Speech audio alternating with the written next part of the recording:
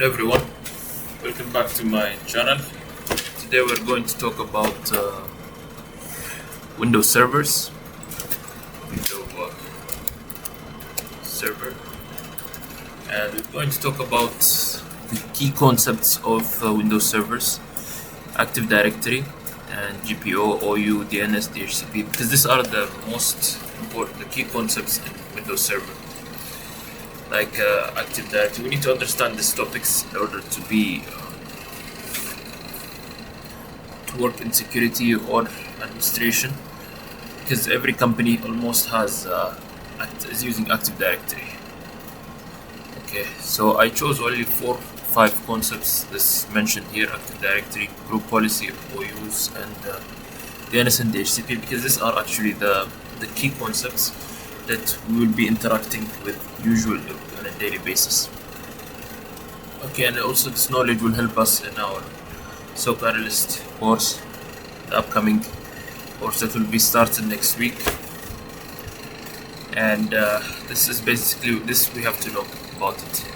So let us start with what's Active Directory. Active Directory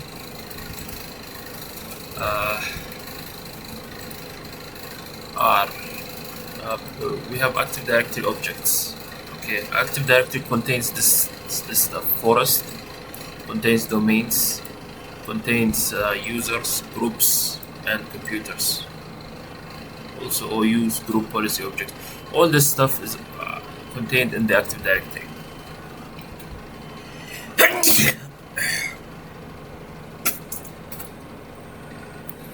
We call it Active Directory Domain Services. Okay, so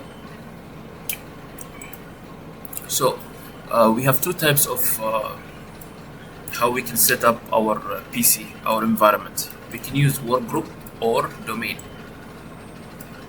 Okay, the difference is domain. Workgroup is that it's managed centrally. Let me show you here. This one.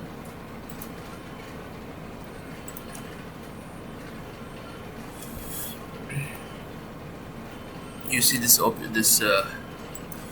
this one. Okay, so right now my PC is in workgroup. Right, workgroup means each PC has its own each PC can be managed. Users and groups and passwords and permissions all can be managed in the same, only from the same PC. Okay, this is fine for small environment, but if you have, let's say, like many PCs in your company or something, you cannot put it this way, because you will have to go to each PC and manage the users, groups, permissions, and all this locally for each PC, because all the information will be stored on that PC, right? So we have a way to manage it centrally. We call it domain. We can change this to be domain. Okay, right now it's disabled.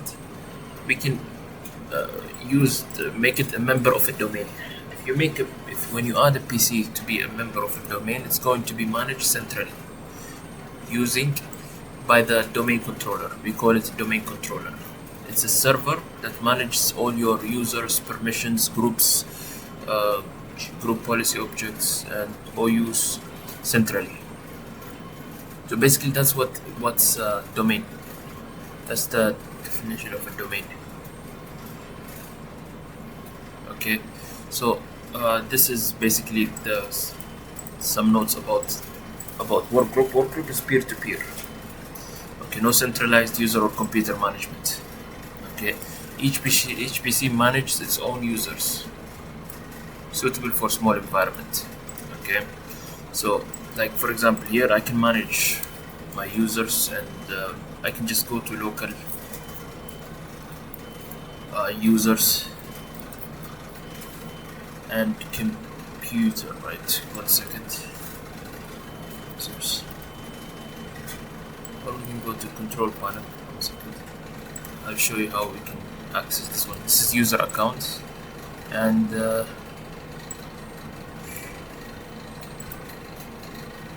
user mgr.com. No, actually there is a shortcut for us to go that user mgr. Yeah, this one. This is local users and groups. Okay.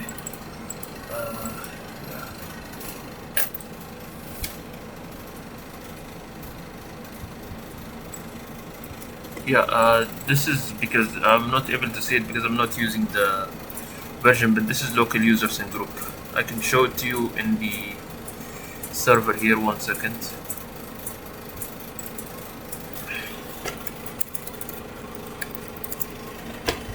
So right now this is a server, but it's still in work group mode. Okay, it's not part of a domain. It's not a domain controller. Okay, so now I can just type local users, local security policy, or local users and permissions, or you can just type go to control R user gr.msc. Yeah, so this is the users currently logged in the PC, and this is the groups. Okay, we can manage users and group through this, right? Because and we have to go through each PC, do the same, right? So, and this is only stored on the user information is actually stored here. Let's create one user, for example, John. Okay, full name John here, and let's put here none. And right, you have an option to change. User can change, or you can disable the account from here. But let's create the user here. Now I created the user, right? We can set the password from here. Any configuration we want to change, we can do from here, right? But yeah. So right now, the password and username is actually stored only on this PC. Okay, you just have to. It's usually on users.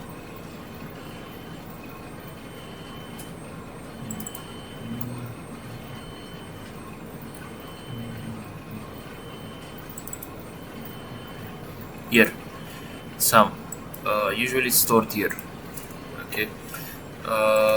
On this path, some on the username, the user information, password, everything is stored on some, right? Because this is a workgroup mode. But when we change, let's say our PC to a domain, it's going to be stored in something called NTDS. Okay, there's a path NTDS. We're going to store it there.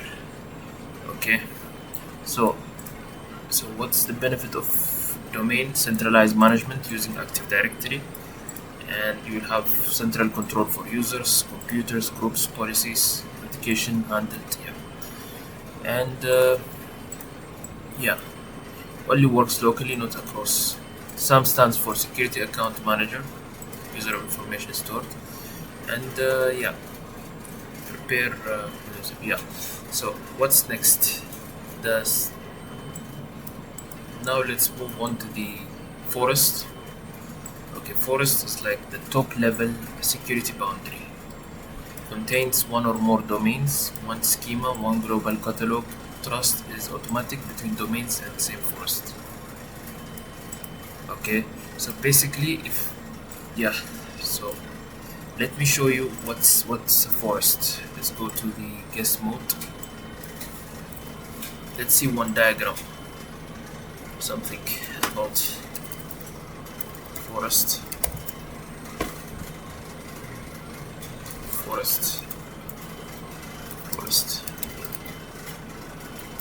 Server.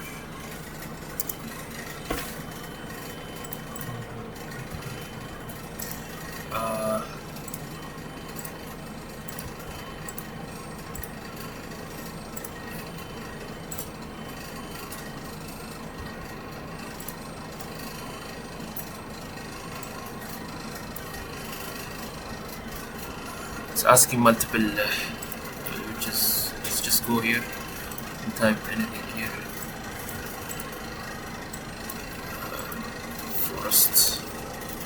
forest window server, and let's go to the image. Yeah, we'll take one diagram and we'll use it to let's go ahead.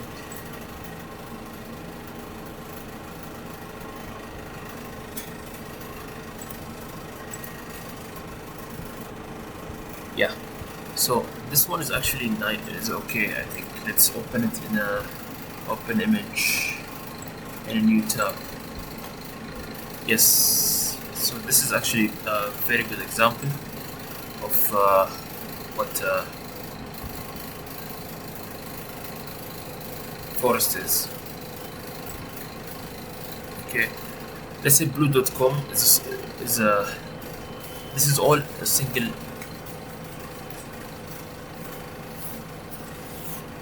forest. Okay, we call this a forest. Okay, we can have like blue.com, red.com in a single forest. Okay, different domains in a single forest. This is two different domains, right? It's okay. And we can have like a global catalog. Global catalog is used to search, to name the names, domains, and we can have one schema. Okay, if these domains are in the same forest, okay, there is an automatic trust between them. Okay, so there is a trust between all these domains. Okay, if forests are different, no trust by default. But let's say we put this red.com is on a separate forest. Okay, and then there will be no trust relationship. Okay, that's what we need to know about forest. Forest contains domains or subdomains or child domains like this one. Okay, inside it can have one domain or more domains. Okay, and each will have a trust relationship. Okay, yeah, it's like a container. Okay, a domain is logical container inside the forest. What's a domain? It's a logical container inside a forest. This is a domain. Okay, it shares users, groups, computers, policies, has its own DNS namespace, security policies. Example: sales.ecorp.com, .local HR. So basically, and users represents people or service. Yeah, let's say what we mean here by the domain is like this: blue.com, sales.blue.com, pr.blue.com, all share users, groups, computer policies, right? Because they're all in the same domain, right? Yeah, and users also represents people or services used for authentication authorization, stored in NTDS database. Yeah, the users are stored in something called NTDS database. Okay, can log in from any computer in the domain. Let's say you have 10-20 different computers. Okay, and they have all joined to the same domain. Okay, let's say you have a username John or password or something, one user, right? You can go to any PC and log in to that user, and it will work. Can log in from any computer in the domain. Stored in NTDS database, used for authentication authorization, represents people or service. Okay, and groups used to assign permission. Never assign permission directly to users. Group type, we have security groups, distribution groups. Okay, scopes, domain, local, use. Yeah, let's say we want to assign permissions to the users. We can use groups like security groups to assign the users permissions. This is the one. This is groups. We have security groups here. We have administrators here, and we have users here. Yeah, and we have backup operators, device owners. Yeah, if you go back to the user John, okay, and go to property, and you can see he's a member of a user, right? Users group. Okay, if I want to make him a administrative group, all I have to do is just type administrator here, and now he's an administrative group.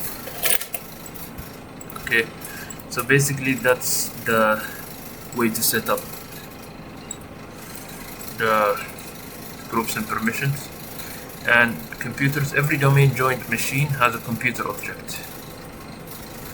Okay, every domain joined machine has a computer object. Authenticates to the domain just like users. Okay, can receive group policy security setting softwares. So that means, like, this is let's say we joined Windows 10 to Windows Server domain controller. We have computer management, okay, where we can see where the computer also will join the Active Directory and directory services. Okay, organizational unit used for administration, GPO targeting, not security boundaries. You link GPO. So basically, organization units is like a container. Okay, like let me give you an example. Let's say you have an IT department. Okay, you want to separate the permissions. In IT department, finance department, they should have separate permissions. HR department should have separate permissions. IT should have separate permissions, right? So what would you do? You're going to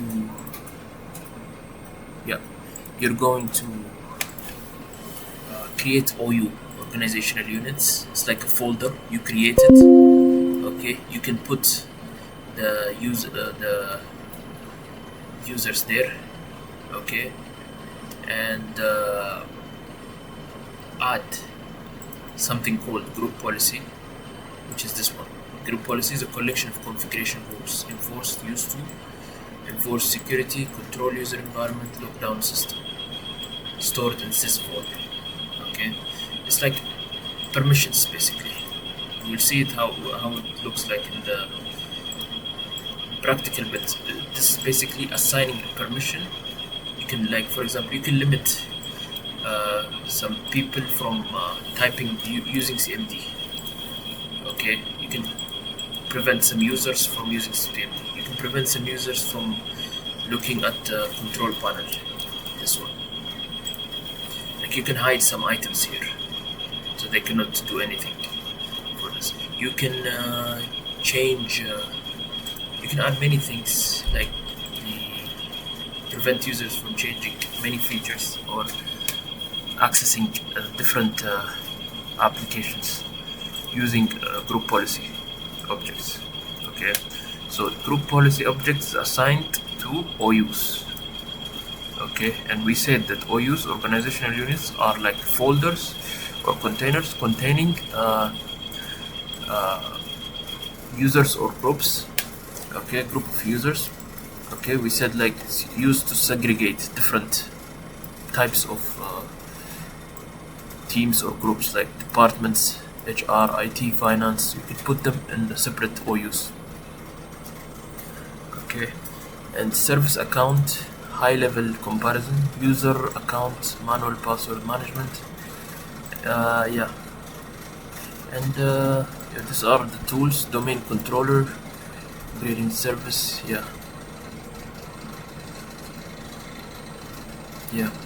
So basically, what we will do is that we're going to start practical, then we'll go into the other points.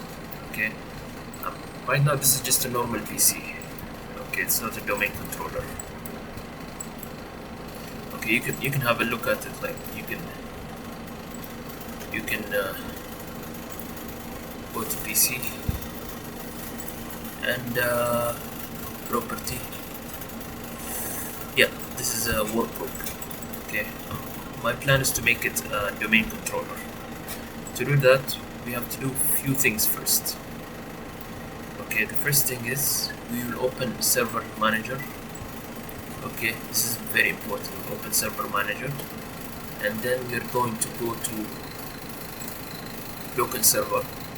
First, we have to change the computer name. Yeah, because this is actually not clear. Let's mention DC. We'll make it DC just for the, yeah, because before adding Active Directory, okay, we have to do this few steps. Change the computer name. You can make it anything. It can be anything. It's the first thing. Second, you have to make sure the network is assigned static IP, not DHCP. Okay, you see this one is assigned by DHCP, right? You go here, change it to static IP, which is I'm going to make it, yeah, I'm just going to make it like static IP because we don't really, I'm going to make it 1. Okay, subnet is going to be 255, make it 255.255.0. okay, and yeah, so this one is actually important. DNS server. The DNS server, you're supposed to put it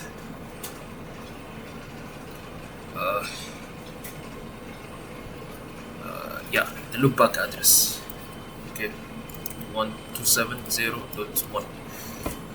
Why did we use this? Because you can put this one also 10.0.0.1. okay, but in case you change this one and the static IP, this we have to change this every time, right? So this one is like basically it's staying this PC. It's the same. Okay, so the DNS server will be this PC. We'll install a DNS server here.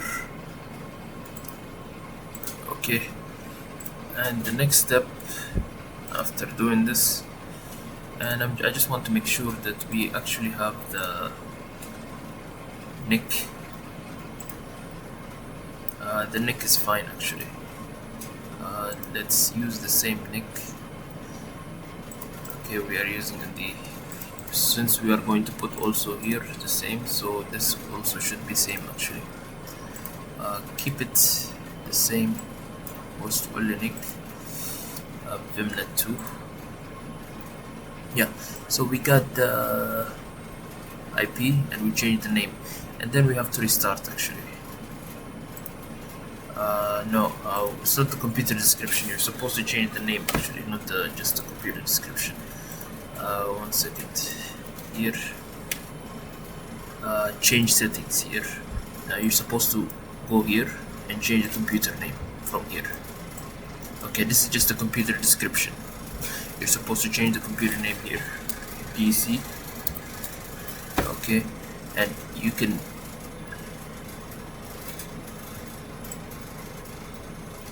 click OK. You must restart your computer to apply before this changes. Okay, you just click OK. So it will restart the PC, but to save us time, I'm just going to close this, restart it, and I'm going to pause it so that the PC is on now. Let's go to the local server. The name is changed, DC, and the IP is OK also. So next step is going to be we have to add the roles and features. Go to add the role features, and you can see here the administrator account. These are the prerequisites, just like what we did now. Administrator account has to have strong password, network setting, and the name. Okay, skip this page for now, just keep it. And we have 2 types of installation. We'll keep it like this, role based or feature based installation. This one, first one, and then we'll select the IP, our server, this one. You can use this if you're using virtual hard disk like VMware or something, but usually this one. And then we'll select an Active Directory and domain services here. This one, this role. This is the key role that we need to install. And then we have to add other add features, because it will also install the other features we have. And we have to select the DNS server. This too has to be selected. You cannot have Active Directory without the DNS server. Add the features. Okay, later on we will install the DHCP server. Okay, but we can also install it now, and it doesn't really make a difference, but we can install it separately later, no problem. Next. And here there's nothing for me to do. I just click next and ignore this page. DNS integration active automatically replicates DNS data along with the address. Requires DNS server to be installed on the network. If you are, see, Active Directory domain services require DNS server to be installed on the network. If you're installing domain controller, you can also install DNS server role. Installation used by selecting domain. Yeah, it has to be installed together. Okay, next. And you can restart the destination server automatically if required. Okay. Yeah. Okay, but we don't need it here. So next, it will start installation.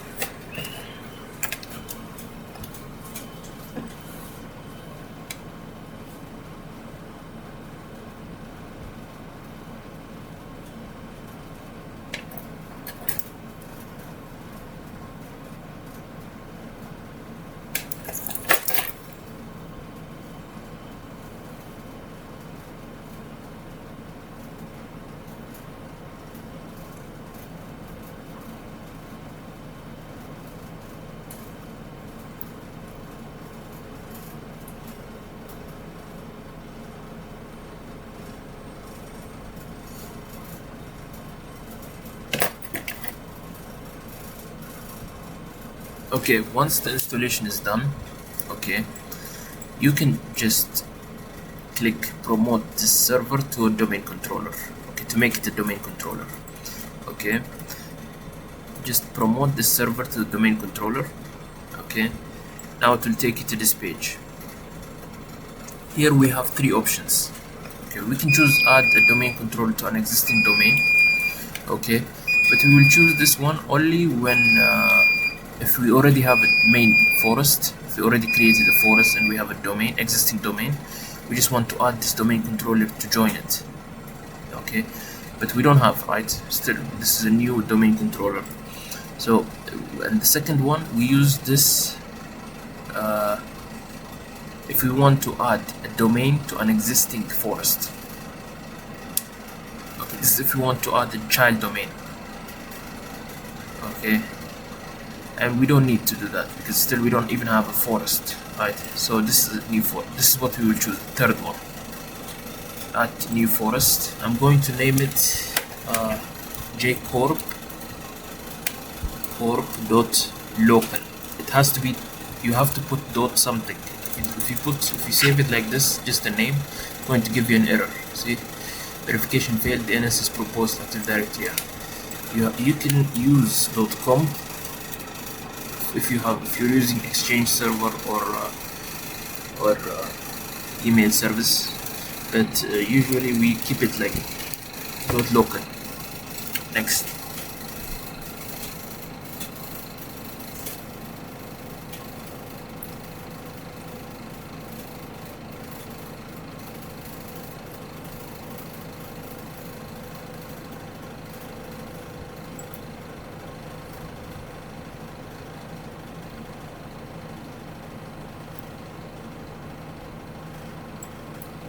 Okay, this is actually from the previous error. Yeah, so okay, now that we are here, give it some time so it will load.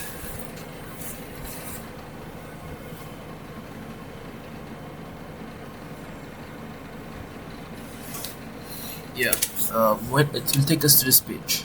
Okay, here actually we have two things we need to focus on: forest functional level and domain functional level.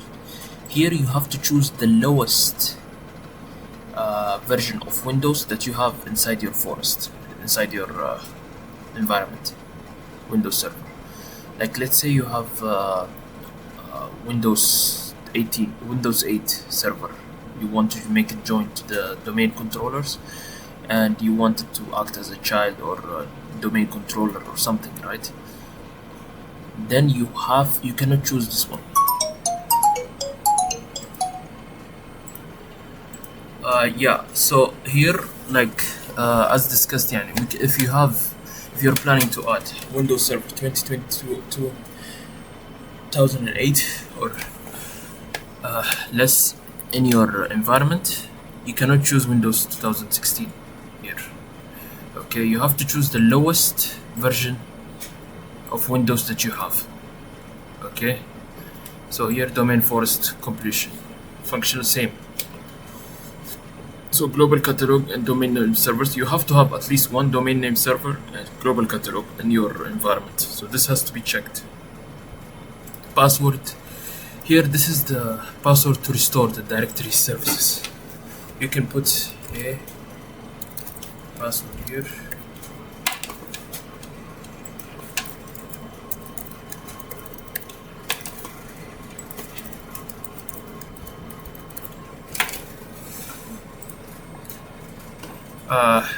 Delegation for DNS server cannot be created because the authoritative pattern shows can be found. We don't need to do here actually anything. Just click next.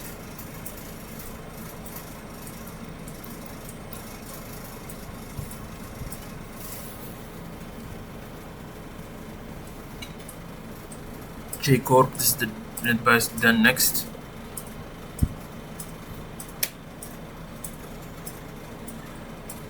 Yeah, so this is the database folder NTDS, log file folder NTDS, and yeah, this is full folder.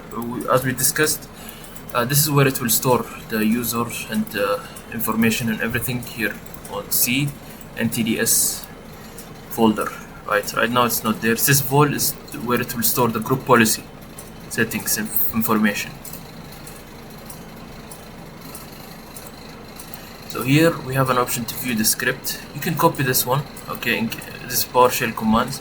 In case later on you want to use it, you can just type this one. You don't have to go through all this process again and again. You can do it through the command line inspection. Okay, we can go to the notepad here and save this one.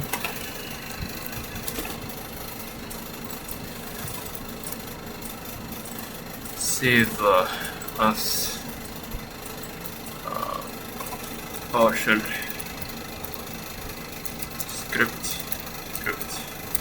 ADDS.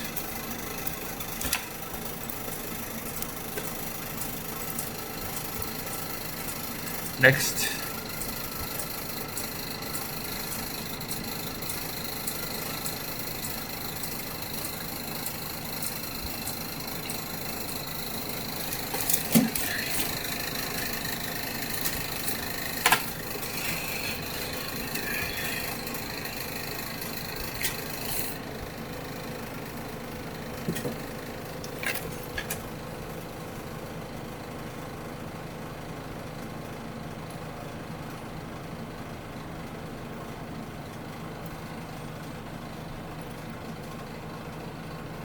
Give it time, and all prerequisite checks passed successfully. Click install.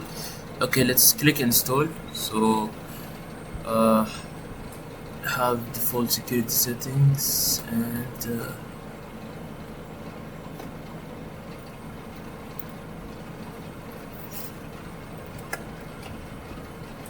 so give it time to finish, and we can actually pause this because it might take time to. Okay, we can continue now. Actually, just finished installing and restarted the Windows server, which took this much time. And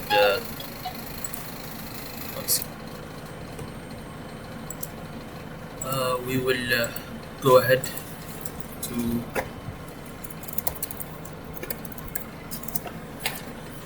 continue. It will restart us.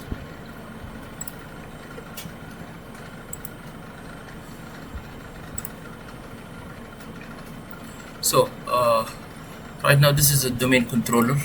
Okay, we can verify, like you can go to the property and yeah, you see the domain jcorp.local. So right now it's a domain controller. It's a domain controller. If you go to see, domain controllers cannot be moved from one domain to another, so it's a domain controller. Okay, and once we have done this, so we promoted this server as a domain controller. So the next step is to add to join the domain, to add one PC to join the domain. Let me first go to add users and directory users and computers. This is the one we use to access users and computers. We cannot use the local lusermanagement.com, the .msc now. See, the computer DC is a domain controller. This snapshot is domain. So you can see that one will not even allow you to open this one. So in order to access the users and computers, we can do it through here. Tools, Active Directory, users and computers. Okay, and then you can see that this is the domain. Okay, and you can see that we have domain controllers here. This is the domain controller. This is my PC.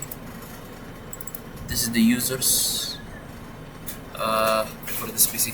So right now what we want to do is like add a new computer. Windows 10 PC. I have a Windows 10 PC here, so I'm going to try to add it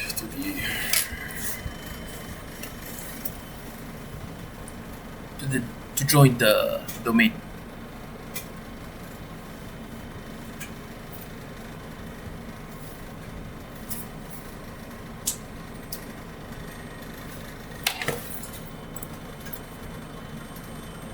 Send Control Alt Delete, and let's just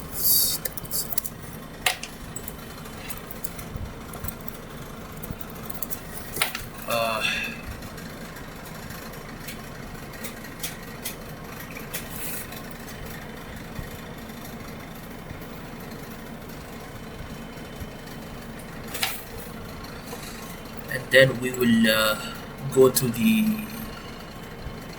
You can go to my PC, or you can do it from my PC actually. Just PC and property,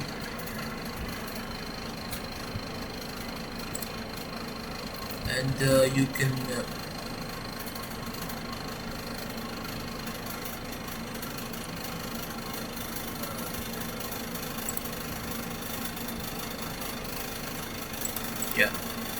from system properties you can do it actually here, or you can just type here. Yeah, so this is the domain. We just have to go to change, move it to. Right now it's workgroup, right? We'll just shift it here. We'll put jcore. We'll put the domain name .local. Okay, now it's not going to work because actually my network is not configured. Here it has to be on the same network. So we can do that by going to controller ncpa.cpl. You can just go to the network option here and make sure to select to add the IP. It has to be on the same subnet. So let's put this 0.2 and go here, and we have to add here the IP of the domain controller. Remember this point, which is 10.0.0.1. We have to put the IP of the domain controller. Click OK. OK, and click OK. So it will ask me for username and password. Enter the name and password of an account with the permission to join this domain. To join the domain. Computer name dot domain. Okay. So I usually administrator the password of this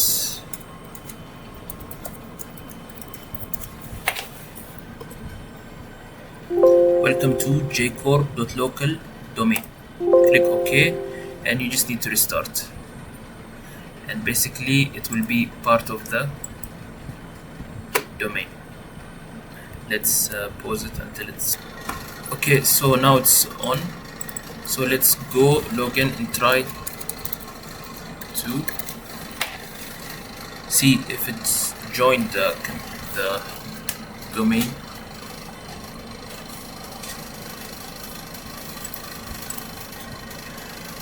So we can just go to my PC and system, restart system.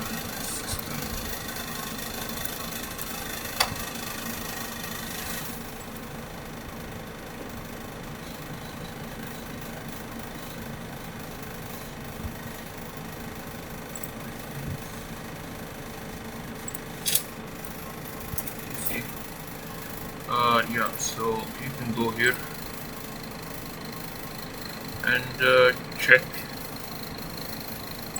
advanced system settings, computer name. Let's see if it's part of a domain. Yeah, you see it's part of a domain. JK Corp desktop 3G 753. You can change the name, that's fine. Okay, you can change the name, but keep it as it is now, just for sake of but it's part of a domain. To verify, we can go to the server, okay, and just refresh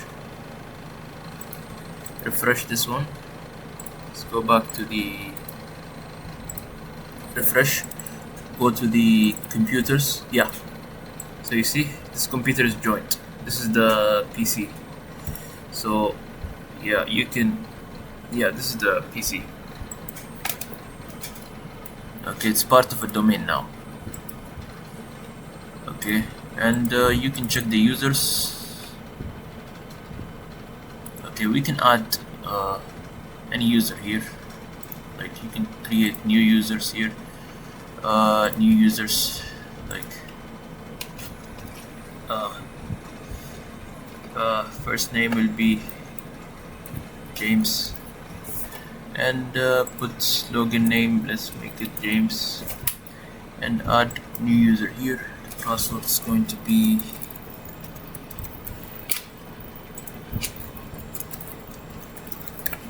so yeah, leave it as it is and finish. So let's try to just log out from here. Look, other user, let's get James, and type here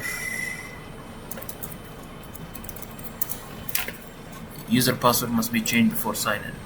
So you see, I just created a user from there, and okay, because I put the same password. Okay, let's just put this one. I'll change this one. Okay.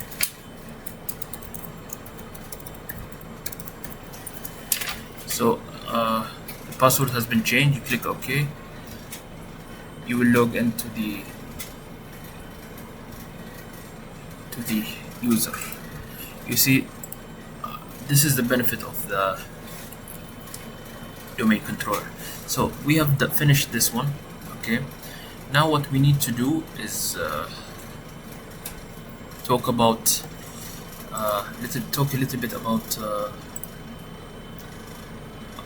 DHCP and domain control, the DNS, and then we'll talk about GPO also and OUs, or we can check it right now itself. Yeah. So group policy is basically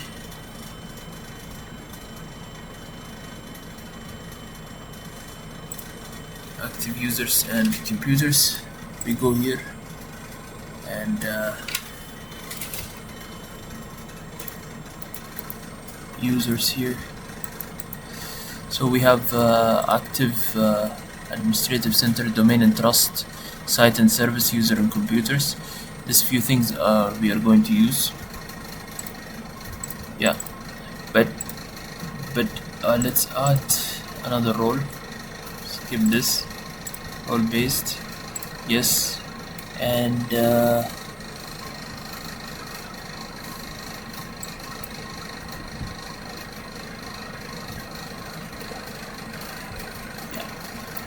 yeah.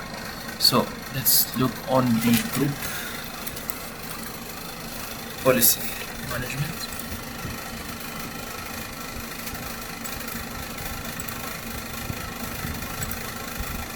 This is group policy management. Okay, this is how we can add OUs or group policies, set permissions for specific users. Okay, we type group policy management. It will be installed with Active Directory. Okay, so a few things we need to make sure to understand is the default domain policy. Okay, this is the policies that are replicated for all the domain permissions and all the things, like for example enforce password history, 24 password remember. Yani you can repeat the same password up to 24 times. After that, if you add the same, it will not be added. Okay, it will not work. Maximum password age 42 days. Like after 42 days you have to change your password. Minimum password age 1 day. Minimum password length 7 character. Password must meet complexity requirement enabled. Store reversible. Yeah, all this are actually permissions that are applied to all inside the domain. Okay, default domain policy.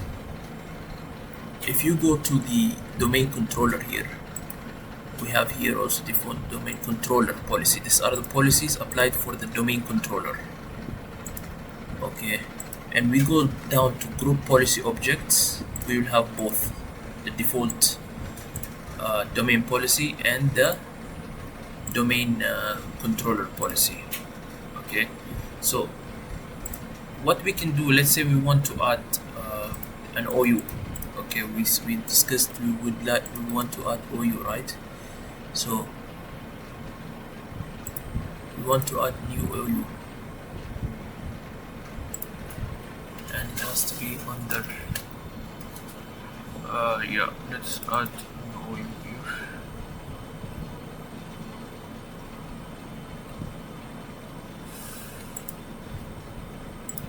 We want to create a new OU and add permissions for it. Okay,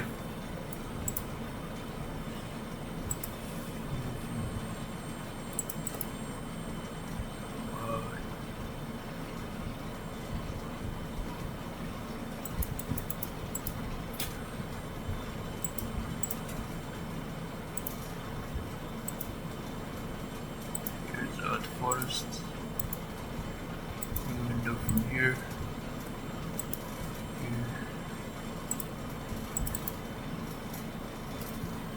New organizational unit. See, you can add OU from here, from the domain level.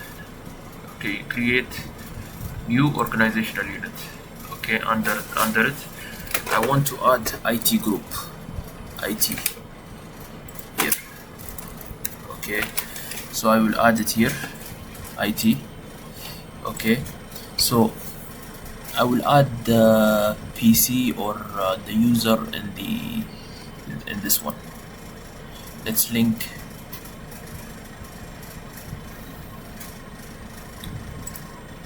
I want to add the policies to this one.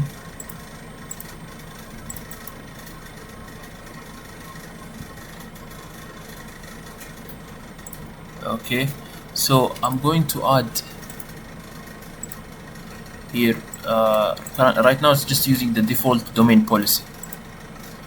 Okay, so right now I'm going to the following groups user have the selected for this OU. Okay, so basically we can add it from here. Like we can add let's add that computer advanced. Let's add object type. Let's add the user. We added James, right? Let's add James here. permissions, the container and all child containers, yes, and okay, yeah. So I just added James to this OU. Okay, he's a part of IT now, and he will have this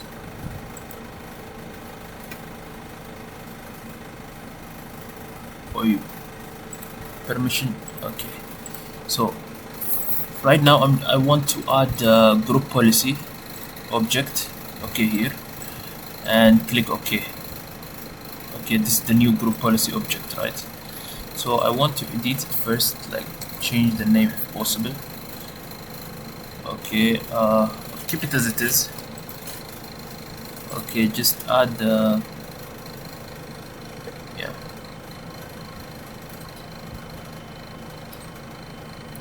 add permissions to this user. We can do it from the we can just edit, click edit here. It will open up this tab, group policy management editor. Okay, we can go to the user management here, policies and preference, but most of our work will be on the administrative template. You can choose this one. Okay, administrative template, and you can go to the control panel. For example, there are things you can do on the control panel, like hide, add, to remove or something, and you can prevent changing desktop icon. You can do many things, but the key things that I want to do is like prevent CMD. Yeah, from here we can see the CMD. We can see it on the window component. Log on, do not process log. See, display. No, I want to do something here. Start menu, taskbar, and network. No, let's see what we can do that will make I think this should be on the systems actually. Turn off Windows driver, group policy, local services, scripts,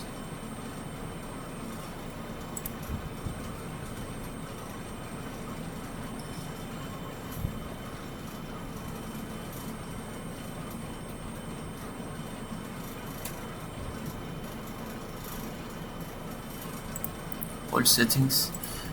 Let's see, control panel, command. Let's just type command here.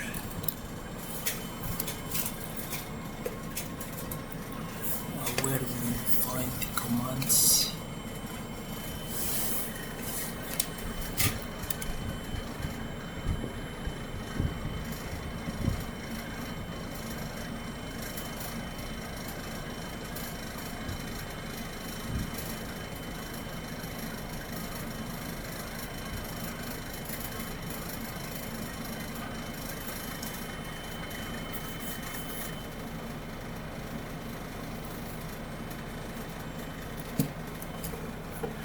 It's actually in systems.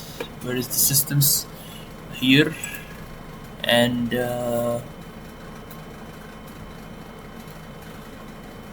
window automatic updates, prevent access. Yeah, prevent access to command prompt.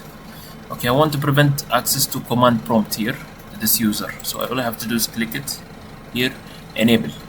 So what it will do is this policy setting prevents user from running interactive CMD access. This policy setting also determines batch file. Okay, enable this policy. The user tries to open command windows. System displays message explaining that the setting prevents action. Do not configure it from running batch file and this. So I will do this. Okay, I want to prevent this user from doing this. Okay, I'll prevent him from here, and then what I need to do is enabled, right, this one. So I have enabled this policy. Okay, I can go back here and check if it's already reflected.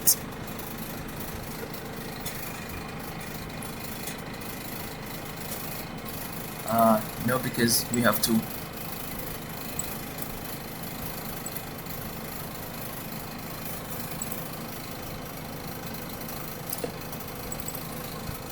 enable. Okay, so let's go ahead and do it again. Let's see the permission for this GPO. Okay, go to the here.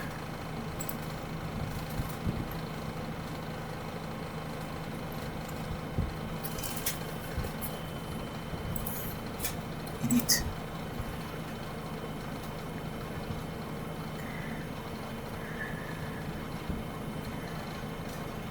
Policies.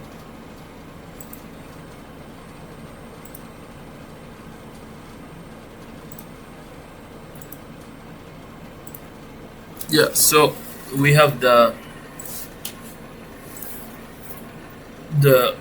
Active Directory users here, computers. To add the first, I had to create an OU here, IT OU, and you can create it from here, new organizational unit. And I created IT here, and I added James on this AU, the user James, and then I went to group policy management here, and I just linked the GPO. Now when you go to the Windows, let's sign out and log in again.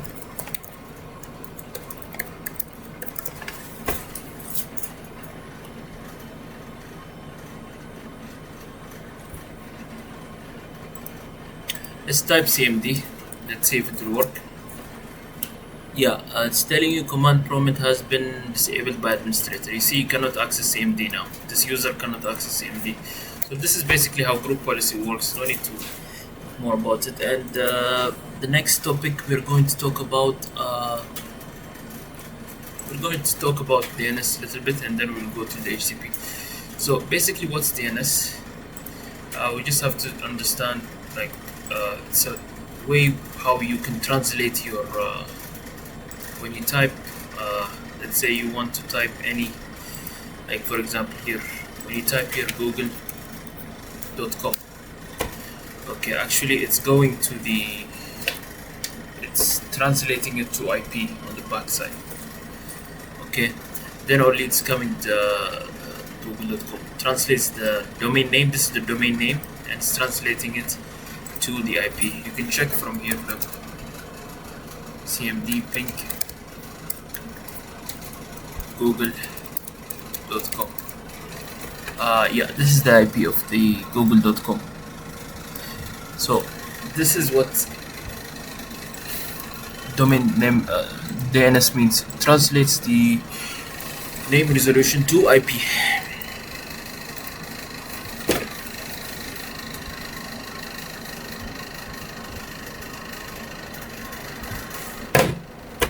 And we have name here.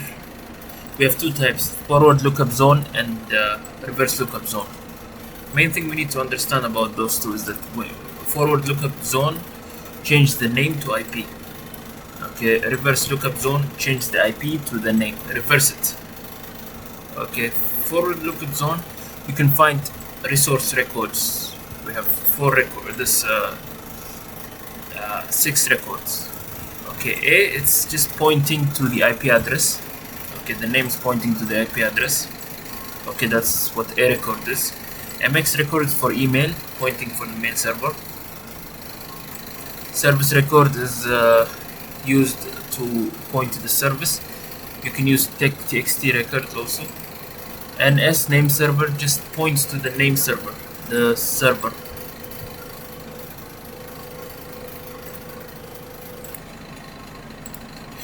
Yeah, so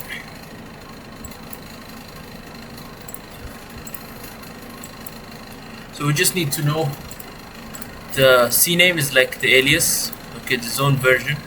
And these are the key concepts that we need to understand. Like the zone type, we have primary, secondary, and stub.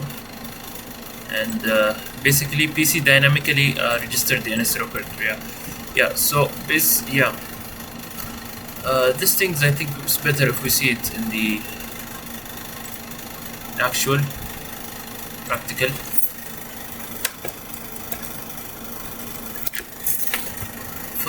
Let's just type DNS here.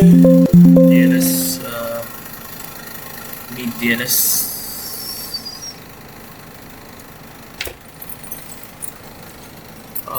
Yeah, this one. So this is DNS manager, okay, and this is the DC, our domain controller. We have two. We have the forward lookup zone. We have this one, and here you can see that we have A records, right? For example, this PC, this Windows 10 PC, it has an IP of 10.0.0.2, right? So it's automatically synchronizing from the to the.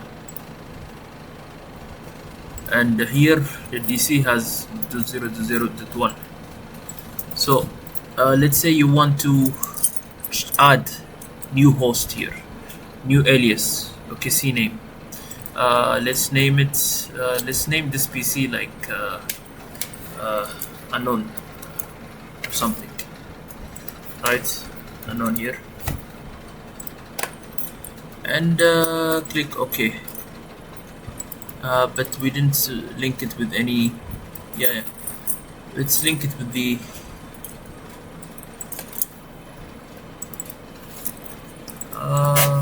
Browse the DC. You have to mention the DC actually. I want to link this my own the server to the dc.jcorp.local, okay, to unknown. So now what happens if we just ping the from here CMD, and I go and ping unknown. See, it's pinging.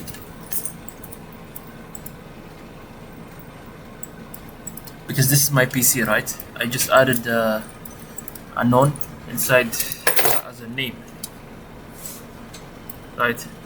As an alias for my domain controller. This is one way of adding domain, adding a record, or you can have an A pointer, like you can put a name and link it with an IP.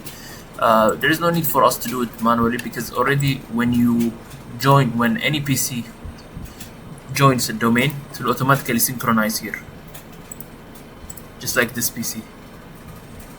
So we can go here and add a new zone, okay. Zone translate DNS name to related data. Okay, let's say you want to make a new zone. We have three types of zones. We talked about it. Creates a primary zone, creates a copy of zone that can be updated directly on this server. Okay. Secondary, it's a copy of the zone that exists on another server. Stub zone creates a copy of zone containing the name server. So we just need a primary zone, right? And then we have three options: to all DNS server running on domain controllers in this domain. To all DNS server. Okay, zone replication, just keep it as it is. You don't need to do anything. And forward lookup. Zone name is just here we have like three options: allow only secure dynamic updates recommended for Active Directory. Yeah, we can do this.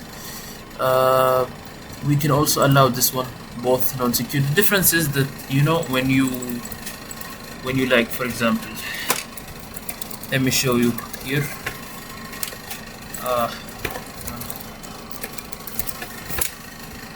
Okay, let me show you what it means. Okay, I'm going to click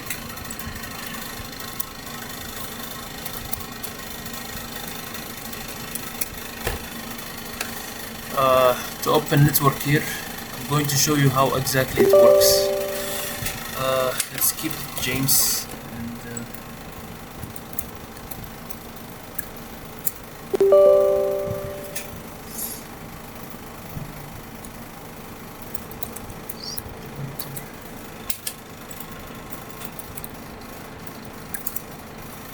okay. No.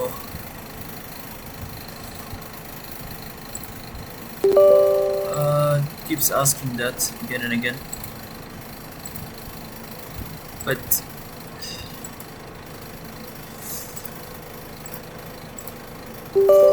yeah. So allow only secure dynamic updates. This means like any users or PCs that joins the domain will automatically update its record here. Okay, because we have already on the PC, like we have set in cpa.cpl. Let's go ahead and check here.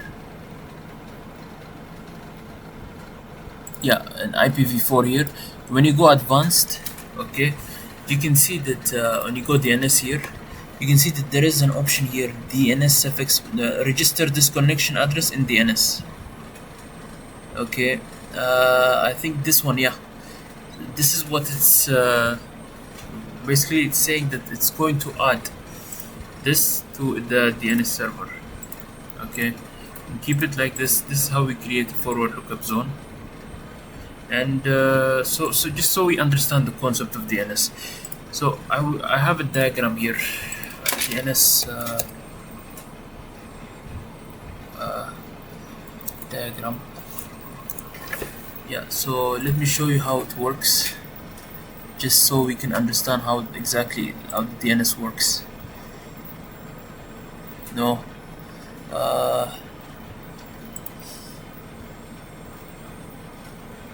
no, there is one diagram I want to show you how it works. No, an actual DNS server.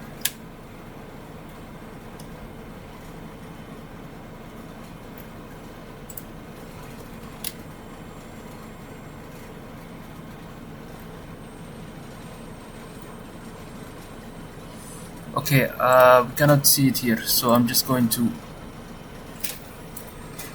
try to do it by myself.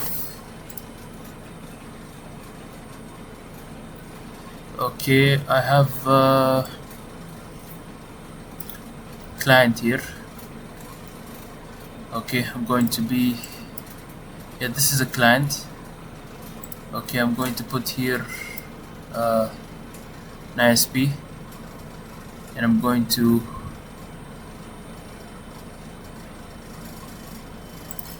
it's much better to just follow here DNS diagram, recursive and iterative.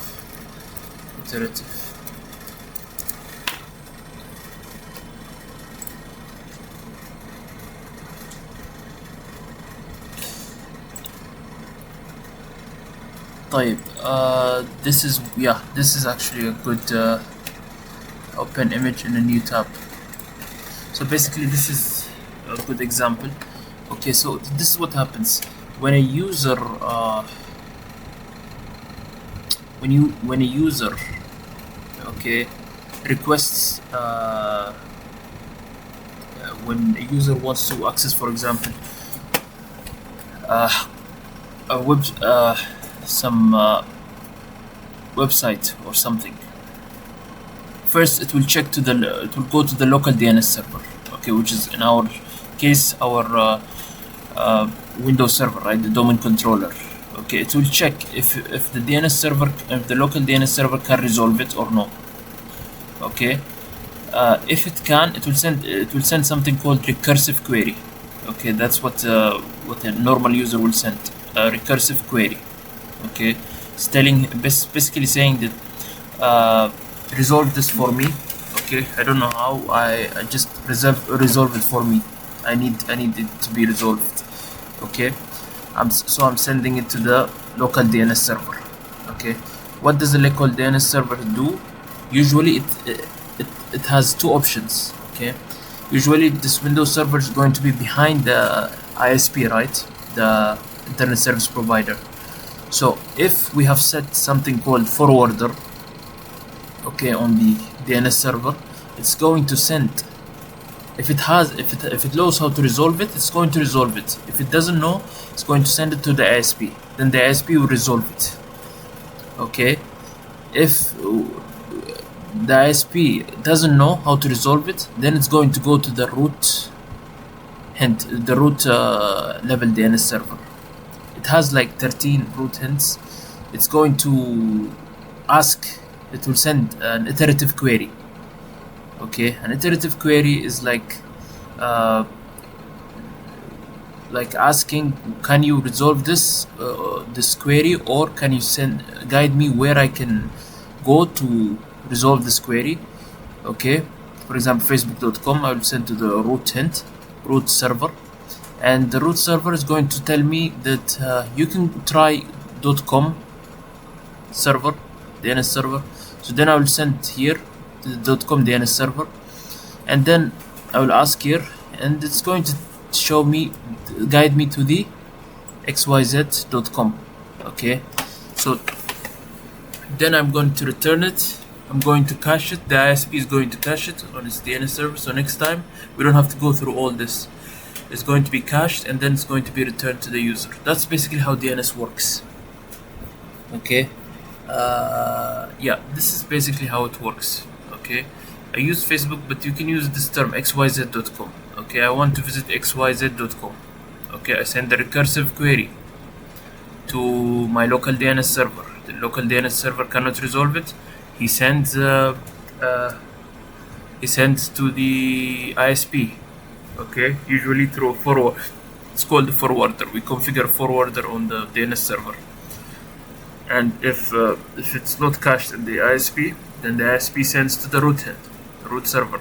The root server guides using an iterative query. The root server tells it where to find it, and it does the same until it reaches the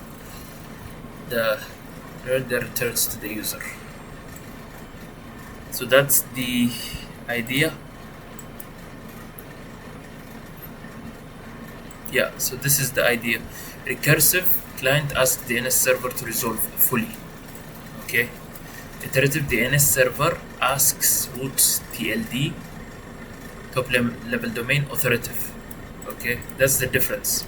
DNS forwarder, DNS servers used when local DNS cannot resolve a query, like the ISP or something. And that's basically it. We can open the Windows server and see how it works. Like this is the DNS server, right? So there is options, actually, things we can do. Like here, this is the property, DC property. This is the IP of the DNS server. Okay, this is the forwarder. Here I can add the forwarder if I want. Usually 8.8.8 I can add Google or something like the ISP or something like that, right? And we have here the root hint. Okay, first read what's mentioned here. Forwarders are DNS servers that is server can use to resolve DNS queries for records that the server cannot resolve.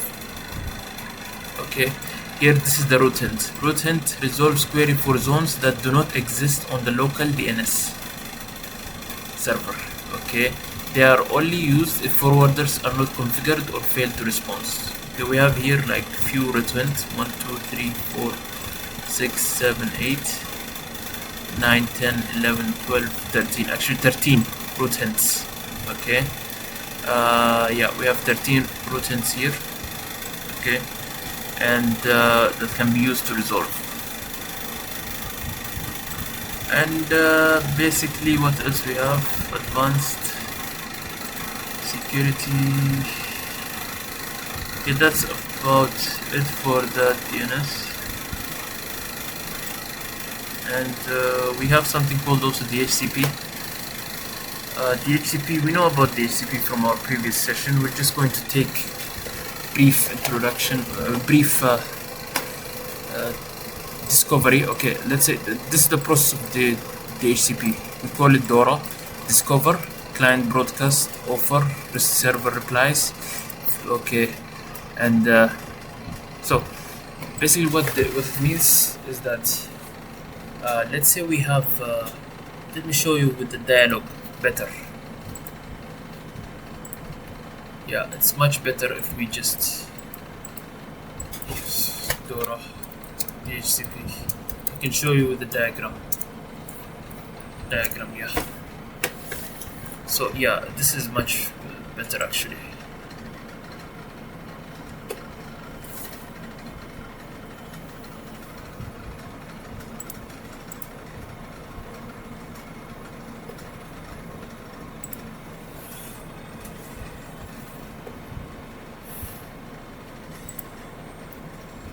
Yeah, this one is better. Let's open it to open image in the new tab. Okay, this is what it means. So first of all, the client will send the DHCP discover broadcast. Okay, this is what we call DHCP discover, a broadcast. Could anyone give me an IP? Okay, and then the server will reply with the DHCP offer, a unicast or broadcast, can be both. Yes, do you want to use this IP? And then DHCP request. Then the client will send the DHCP request after the offer. Yes, I really want to use this IP. Are you sure I can use it? Okay.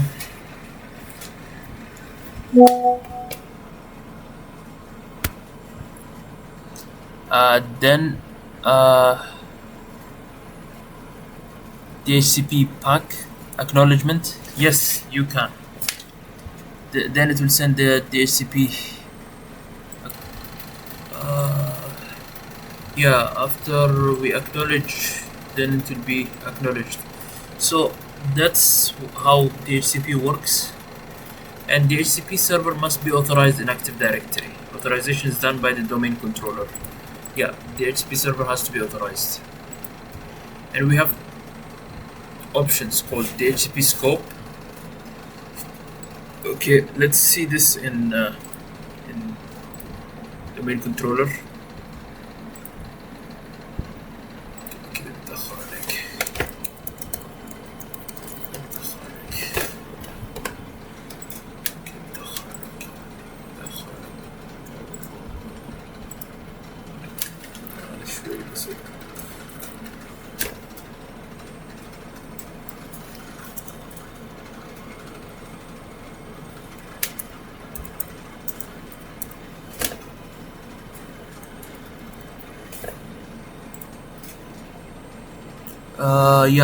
We have to actually install the DHCP server role because we didn't install before. So this is the DHCP server. Add the features. Next. Install. So it's going to install the DHCP server here.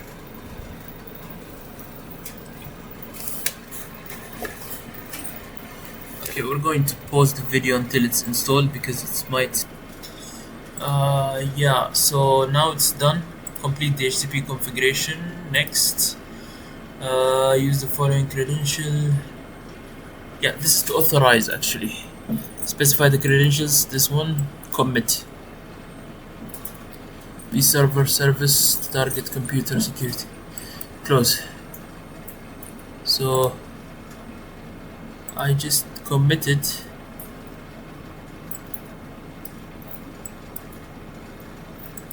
Done. Authorization server failed. Specify server already present in directory service. Not authorized by DDS, cannot respond to the DHCP. Okay, so it has to be authorized. Let's see why it's not authorized yet. Let's go to the DHCP manager. Let's check if it is authorized or no. It's actually authorized already. See, if it's not authorized, it's going to tell you it's not authorized. It's unauthorized. So it's authorized.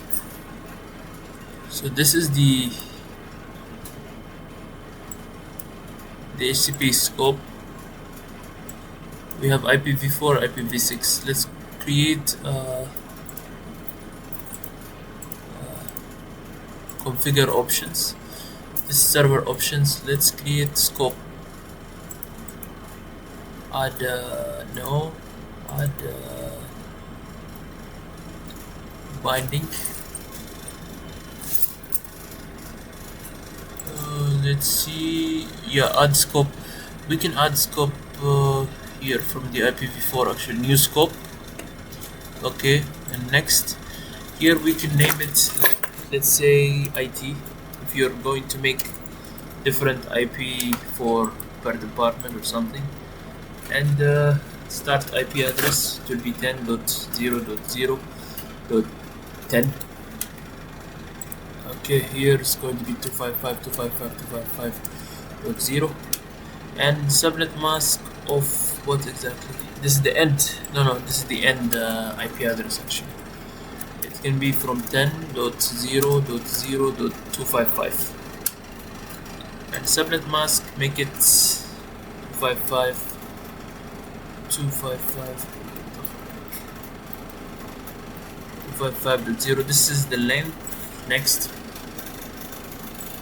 ending address is not divided in this range. Yes, 254 actually. Yeah, it should be 254. So the start address, type the IP address that you want to exclude. Okay, this is the exclusion means. Let's say that you have like the server IP. Like for example here, this is the server IP, right? We never want this one to be inside the to be given, right? But it's not even on our range, so we don't have to specify actually this one, but we can specify the, let's say 10.0.0.1, not 1, let's say from 10, don't give from 10 to 10.0.0.20. This 10 IP address don't give to anyone. That's what I'm saying. So we will exclude this. This will not distributed by the server. Okay, so next, leave it like this 8 days. Yes, I want to configure this option now. Next, and this is the router IP address. You can configure it from here or from the scope option. Leave it like this, the 10.0.0.1 default gateway. No, this is the default gateway actually. Keep it to add this one. Next, and let's just click next. Yes, activate the scope now. Finish. So this is the scope. Okay, I just created the scope here, and this is the address pool. Start and okay, so now yeah, and this is policies. This is the scope option. Scope option is like, let's say I want to specify the router or the DNS server. Now the DNS server is not added, right? So it's actually here. We can use the same router. No, it's here. Additional features I can add. Additional options we can add from here. This is the scope option. This is reflected only on this scope. Okay, we have server options, same concept, but this is reflected for all the scopes. Okay, reservation is like, let's say you have a printer and you want this printer to receive the same IP every time. Okay, so you can reserve this IP, specific IP, like let's say you can add a new reservation here for the printer and put the IP name here, MAC address. So every time DHCP will give the same IP to this printer and will not give to others. We can try it here in DHCP. I'm not sure if it will work or no, but let's go ahead and try it. In order to make this work, we have to two names.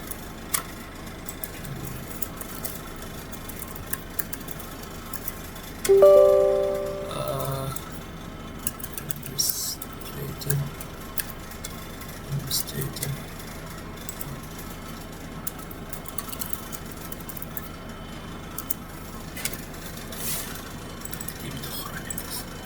And let's just try this one. Let's see if we'll receive the IP. See, we received an IP. We received the 10.0.0.2. No, we received this IP, the IP address. You see how we received the IP now? .21. Because remember, we excluded up to from 10 to 20. So we get 21 here. And we got default gateway and DNS server. So basically that's how the DHCP server works. It's pretty straightforward. And the policies, we can add a new policy here. We can say, let's add a policy on the scope. Let's just click next. Consists of one or more conditions. Set the configuration options. DHCP server client. Let's add a new policy here. Let's add the user class equals to this, and yeah, and basically that's about it actually. And basically that's it. It's not much we need to.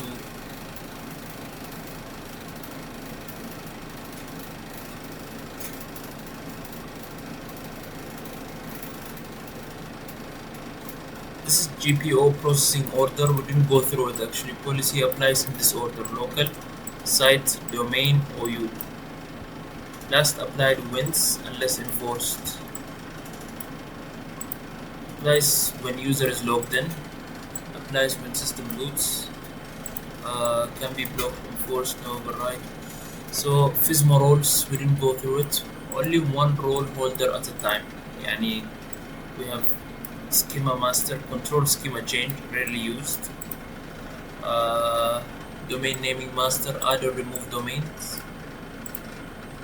Okay. And read master assigns unique IDs to objects. PDC emulator, password changes, time synchronize, account lockouts, legacy compatibility. Infrastructure master updates cross domain responses. Global catalog, partial replicas of all objects in the store. First DC must be a global catalog. And upgrading a server, raising domain function level, raising forest function level, unlocks new AD features, requires all ADs to be in a newer version. Domain controller serves to authenticate user. Basically that's about it. So we have covered Windows Server and this is enough. So we'll do Linux Server tomorrow.